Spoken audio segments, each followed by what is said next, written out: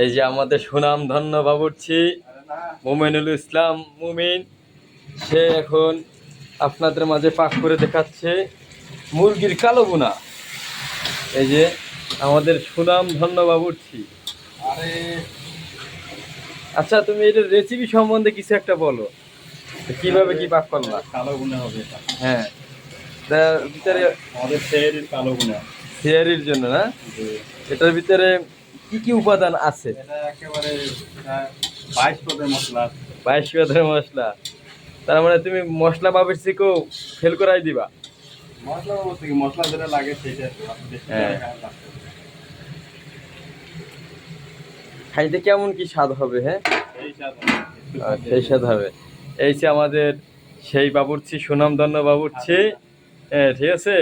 হচ্ছে আমাদের কুড়িগ্রাম থেকে, ঠাকুরগাঁও না, ঠাকুরগাঁও থেকে আগত আমাদের সেই সুনামধন্য বাবুর্চি।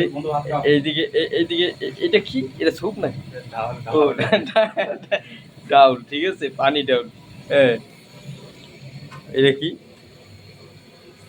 এটা কি মিষ্টি, মিষ্টি লাউ না? হ্যাঁ, মিষ্টি লাউ। মিষ্টি লাউ দিয়ে ভাত খাওয়াতে হবে। Tata, bye bye.